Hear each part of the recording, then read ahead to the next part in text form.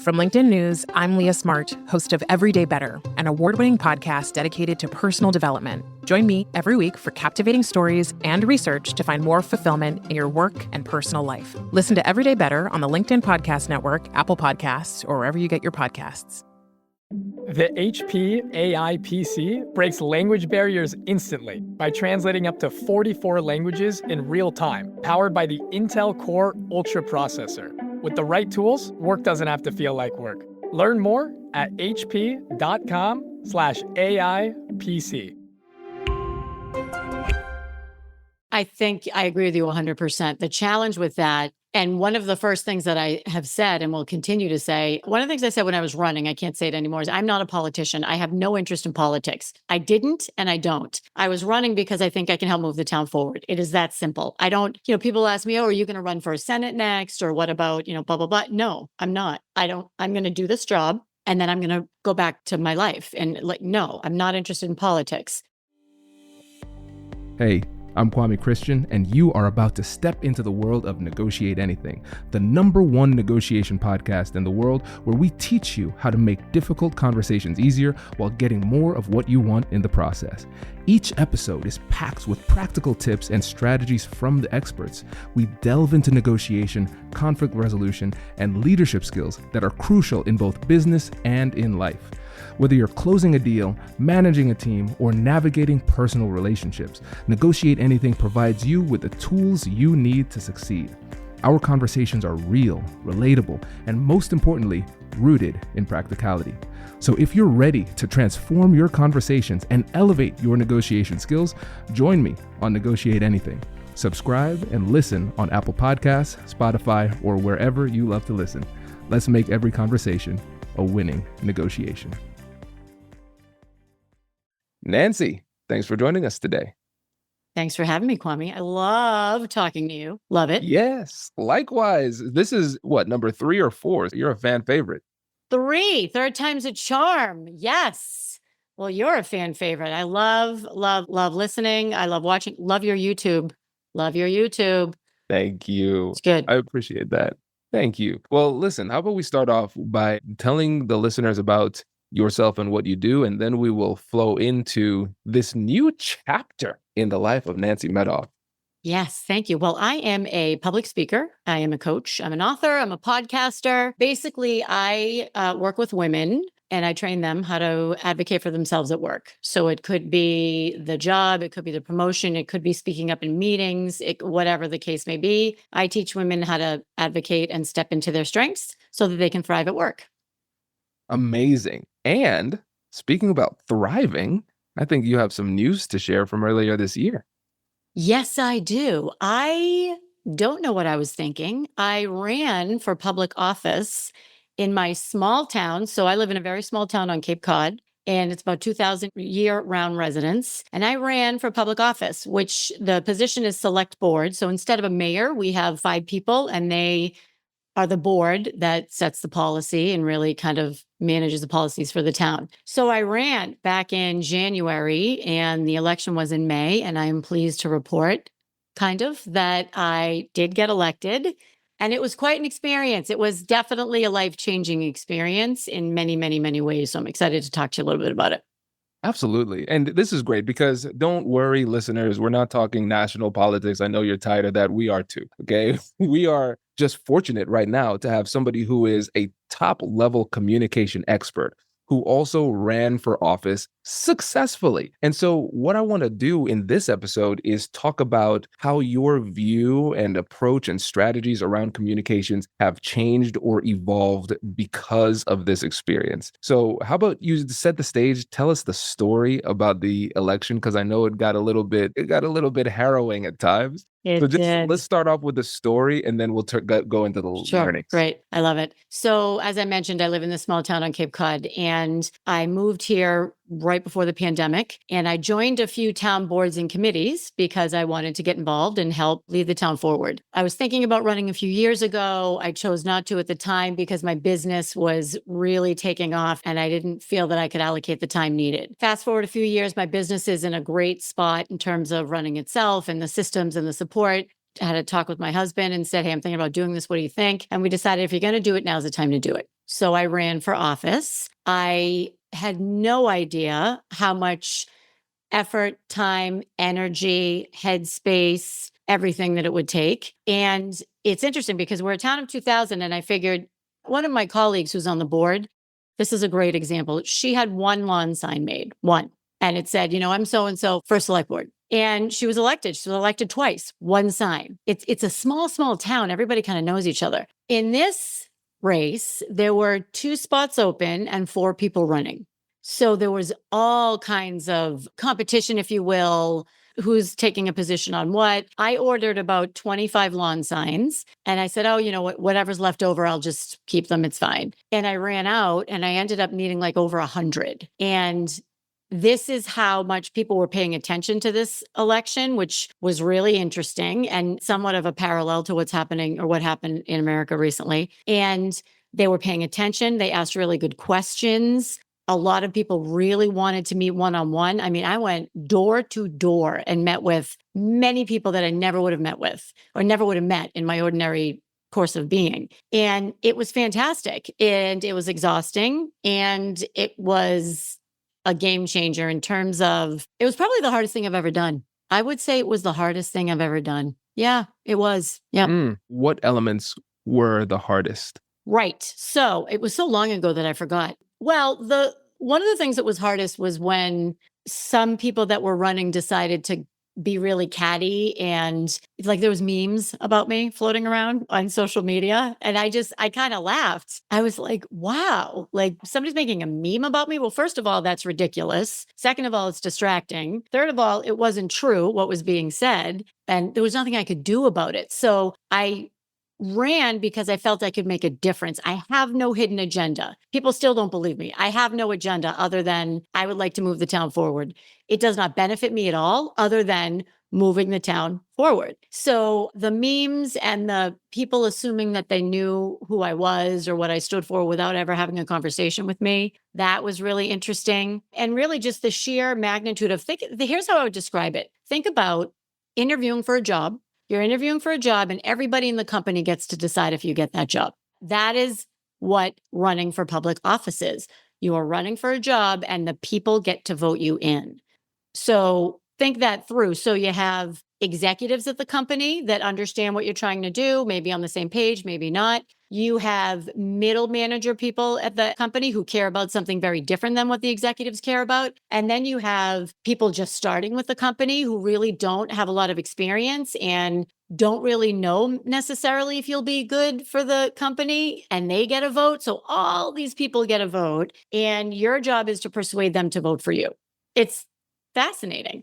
Tough. It sounds nerve-wracking. And I want to start in an interesting spot because we will get to the conversational strategies. If you've listened to Nancy's other episodes, it's very strategy heavy. So you always know what to do. And then also just a little shout out. We did have that role play where, what was my name? Steve the Steamroller? Steve the Steamroller. It's one of my favorites. Yes. So if you want to see Nancy and I go toe to toe in a sparring session, we should probably link to that episode here too. But I want to talk about mindset here. Because one of the first things that you said when we were just chit-chatting beforehand is that now you've gotten to a place where you don't care about what people think about you. And I think especially for people who are leaders, it's not just about making sure that you're making the best decision you possibly can for the company or organization. It's also recognizing that there will be a lot of forces working against you, working to distract you. And some of those forces come in the form of the opinions of other people, whether well-founded or well-researched or well-informed. We can let the opinions of others sway us negatively. But now you have evolved, Nancy, to this point where you're unfazed by this. So can you tell us about this evolution and how you think about communication as a result after versus before? Yes, great questions. So I think it sounds a little harsh to say, I truly don't care what people think of me. We all want people to like us. And that's just inherent. That's who we are as human beings. Once you realize that it doesn't matter what you do or what you say, not everyone is going to like you and not everyone is going to support you. Even if you think they should for good reasons, once you realize that, you can start acting in true integrity, true authenticity. Here is who I am. Of course, I'm going to listen to your opinion and here's mine. And if that's going to lose me a vote, I'm okay with that. So that has been really a game changer. And it's interesting because even after getting elected, even now I have conversations with people and I have to preface it by saying, I want you to know I heard you. I don't agree with you. That doesn't mean that I didn't hear you. I heard you. Here's my viewpoint.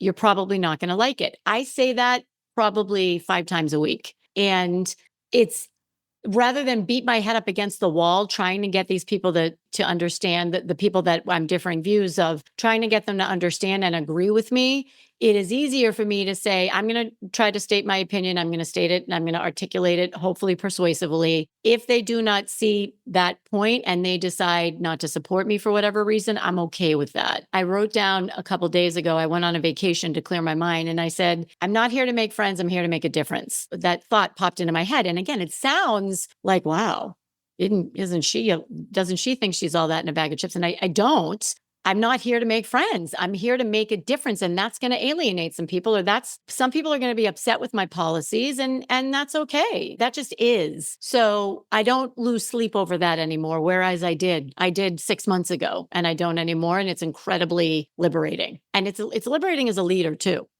Yes. And I want to go into that feeling of liberation too, because a lot of us can be imprisoned within a trap of other people's opinions and emotions. And we don't even recognize how it's limiting us and holding us back from doing what we want to do and saying what we want to say. And there's a fear that holds us back. We can see a cage of others' creation that can hold us back. And we're saying, I don't even want to touch it. Hypothetically, it would be cool if I was free from this cage, but I'm not even going to try to break free because it will hurt. And what you're saying is that I've been on the other side. I'm at this point where there's so many arrows that have been slung in my direction that I realize that this is the price of progress.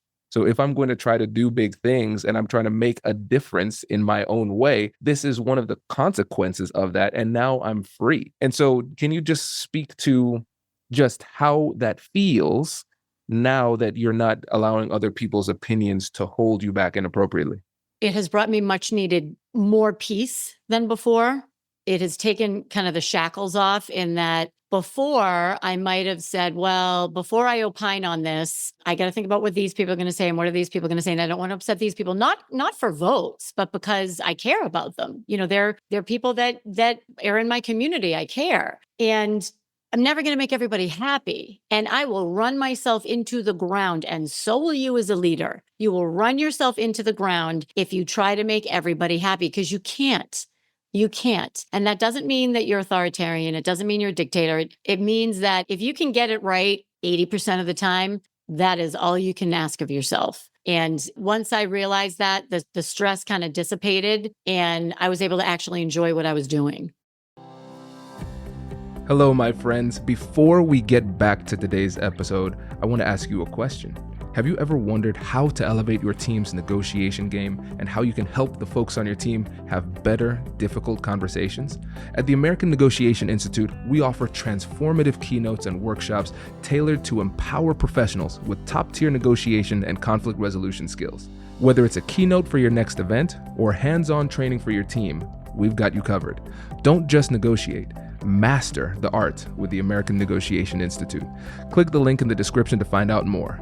Elevate, negotiate, and succeed.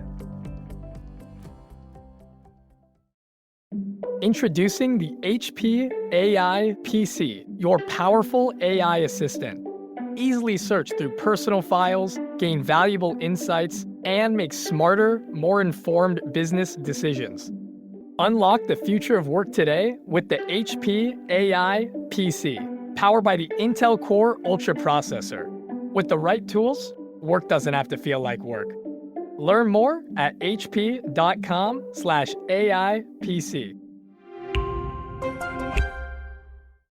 Powerful. It is powerful. And I'll tell you, for me, that's something that I've been working on for my whole life. And I just recognize that you get to different levels, and then you have to relearn that in different ways with different people under different circumstances. And I think a lot of people who are listening can identify with being a people pleaser or needing to overcome that. And then you've had to deal with the fear of most people pleasers, like people don't like me, they don't agree with me, I'm not getting that approval or validation. And a lot of times that stems from the fear of abandonment and a bit of a scarcity mentality, where we say that this person, this relationship, this is what I need. I cannot survive without this. And so it's really encouraging, not only, first of all, to recognize that we can overcome this, but also recognizing that you, as a communication expert, you're relearning this and putting it into practice. And as a result, you feel more free and more effective. I learned that I'm a closet people pleaser. I never in a million years thought I was, ever. I grew up the youngest of four. I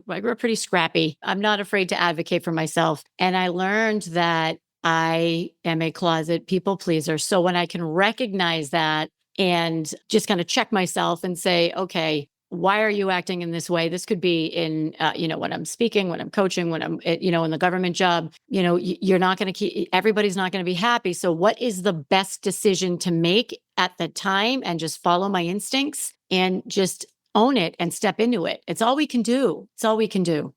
Agreed. And I think this is so powerful too, because there's no real step-by-step process that you can take in order to do that. It's kind of like jumping into a cold pool. You don't do that incrementally. You just kind of have to deal with it, jump in, and your body will acclimate. You have to trust in your own resilience and know that you will acclimate. And for you now, transitioning into the communication aspect of it, the strategic communication and what has shifted. Because again, I always want to hammer this home. You are still a communication expert before this. Right. And now your approach has shifted because of this experience. So what are some of the biggest learnings? Okay, that people want you to take a stand. And I remember we didn't really have any debates. We had a panel where we were asked questions, and I had my talking points. I had my rule of three, remember things in threes, and what are your main points that you want to continue to get across. And I had a whole strategy, and I was able to stick to it. One of the things that I teach is, if there's three things that, let's say it's a job interview, if there's three things you want the interviewer to remember, what are those three things? And you weave them throughout your entire discussion. Same thing with a client presentation. It's, what are your three things? So I had all of those, and I was able to do that. At the same time, people will call you out if you do not answer their question. And I tried to do what we saw in some of the debates, right? You don't answer the question you're asked. They answer the question that they want to answer. And I tried that, and it didn't work. So it just didn't work, because then so let's say somebody asked me, what do you think about, should we have milk chocolate or dark chocolate in the town, right? And I say, well, I think all chocolate is good. And in my experience, I've had milk chocolate and dark chocolate, and, there's benefits to both. And, rather than talk about the chocolate, really what we should be talking about is XYZ, whatever that is. Does not work. Nope. A, you'll lose votes, and B, people will say, well, you didn't answer my question, so I'm going to ask it again. Or, you didn't answer my question, I'm going to pull you aside. Or in the newspaper will say, she talked a good game, but she never answered the question. So it's a spotlight. I mean, there's the spotlight of leadership, which many of us who are in leadership have experienced. The spotlight in public office is 10 times as bright, 1,000,000 times as bright. It's everything you say is recorded, and everything you say can and might be used against you in the future. It's wild. You know what's funny? And tell me what you think about this. I think, let's use comic books as an example. In comic books, growing up for decades, for years, we always have a hero and we have a villain. And now we have the era of the anti-hero, right? Like Deadpool. He's not a traditional hero, but we still love him because of all his flaws and everything. And I feel like we're in an age of politics where we have the politician and the anti-politician, where the rules of politics that used to exist no longer exist anymore. And we're looking for people who are bold, who will say things. Even if we disagree, we will say, at least I know where they stand. At least I'm clear. I know who they are. I might not like who they are, but at least know who they are. And so tell me what you think about that perspective as it relates to the way that you answer questions. I think I agree with you 100%. The challenge with that And one of the first things that I have said and will continue to say, one of the things I said when I was running, I can't say it anymore, is I'm not a politician. I have no interest in politics. I didn't and I don't. I was running because I think I can help move the town forward. It is that simple. I don't, people ask me, oh, are you going to run for a Senate next? Or what about, blah, blah, blah. No, I'm not. I'm going to do this job. And then I'm going to go back to my life. And no, I'm not interested in politics. As much as I say that, you can't be in a government role and not succumb to some politics. You will not be effective, or some political positioning or capital, or however you want to phrase it. So the long answer is I am the anti-politician. And at the same time, if I want to be able to do what I want to do, I have to play the game. I have to. I won't be able to get it done. And it's the same thing in business. You can be true to who you are. You can be authentic. You can stand in your integrity. Or at some point, you're going to have to play the game to some extent, or you're going to have to acquiesce or compromise, or however you want to phrase it, or you won't achieve what you want to achieve. So it's a little bit of a cognitive dissonance, I think, actually.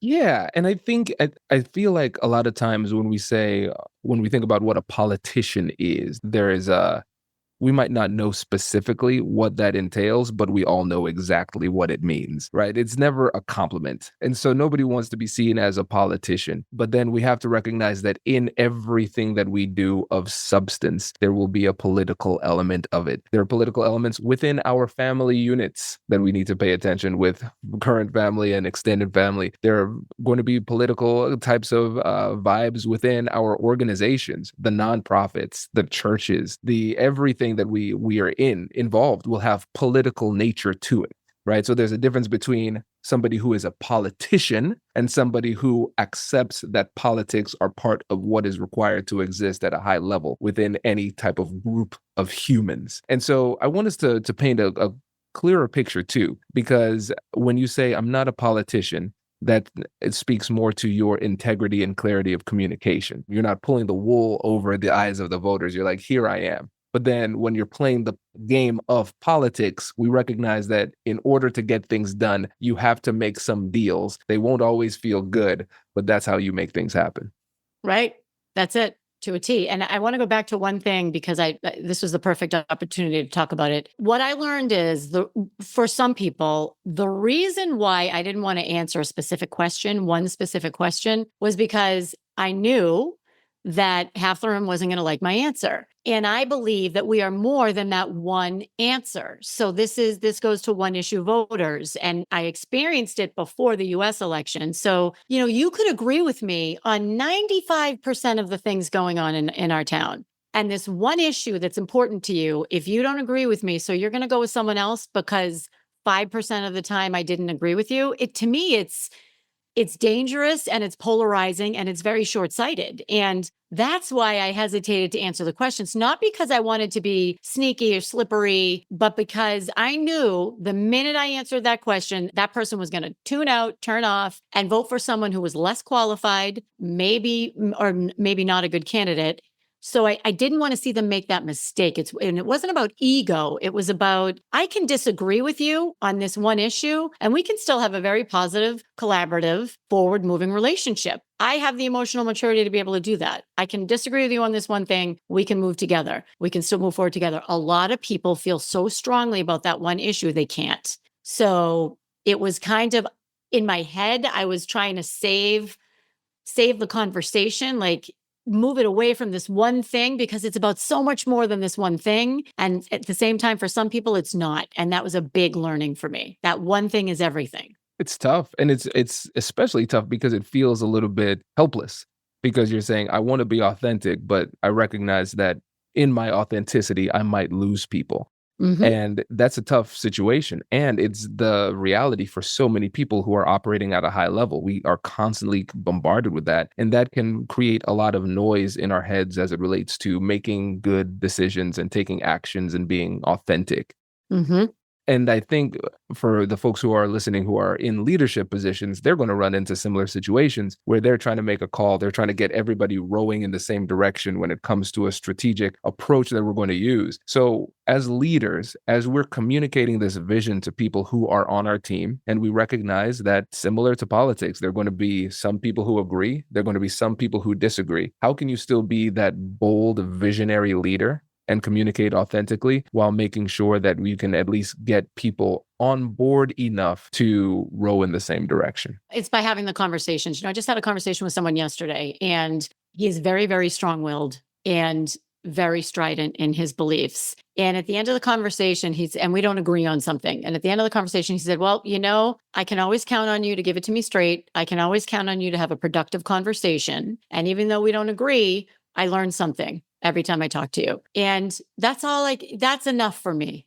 That for me is enough. We're not going to agree on this. Could you consider this point of view? Consider this. I'm not trying to shove it down your throat. I'm saying consider it. And I know you're probably still going to have your same viewpoint on this. I'm going to have mine. I'm asking you to consider this alternate view. And if I can do that with as many people as possible, that to me, that's success. It's not necessarily winning my point. It's getting people to understand the other perspective, which is all about persuasion, that's it. Yes, I agree. And sometimes the most persuasive thing you can do is validate and respect the other person's perspective and say, we don't see eye to eye on this, and that's okay. I want to learn from you, and here's some information that can help you to see where I'm coming from too. And if we leave this conversation understanding each other a little bit deeper, then that is still a mutual win. And if you can have that straight talk at the beginning and set that expectation, then it makes things a lot smoother, because now we're not going into this conversation with the hidden agenda of me trying to convince you, you trying to convince me. Neither of us achieve our goals, so we both feel bad unnecessarily after the conversation. And when we think about persuasion, it doesn't mean that we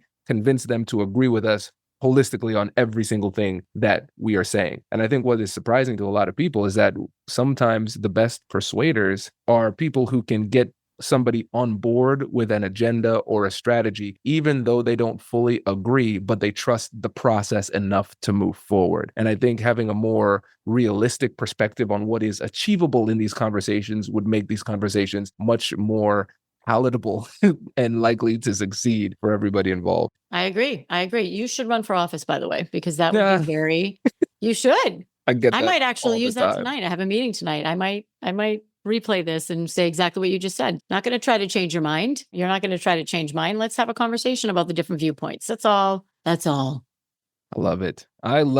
Well, listen, Nancy, you have my vote. We're not in the same jurisdiction. You have my vote of confidence from a distance. But again, before you go, I want to make sure that you get an opportunity to shout out and remind people about the core business that you have and how they can get in touch and how they can work with you.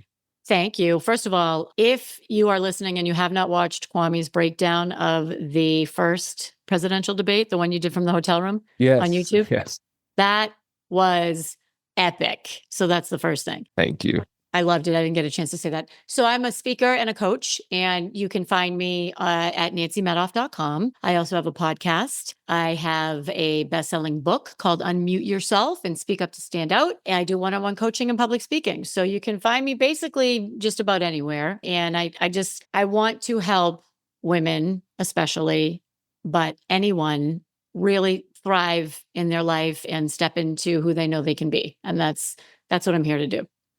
Amazing. Nancy, thank you so much for joining us. Really appreciate it. Thank you, Kwame. Wait. Now, before you sign off, I have something to tell you that I've never told you before. Just kidding. I've told you before, but you should listen to it again. I want you to know about Negotiate Anything Premium. Imagine all of the things that you love about our traditional feed, plus so much more. I know you like our traditional feed because you're at the end of the episode. And with Negotiate Anything Premium, you'll get more bonus content you've been asking for, more of the expert insights that you can't get anywhere else, and more exclusive behind-the-scenes access into every conversation. Are you ready to get more of what you want out of your life, career, and every conversation? With Negotiate Anything Premium, you'll have access to more high-level, custom-designed content and insights, giving you the tools you need to negotiate higher salaries, better deals, and better relationships in your life and career. Once I had a listener share that Negotiate Anything helped her to negotiate a $53,000 raise. Could this be you? What would that mean for your life?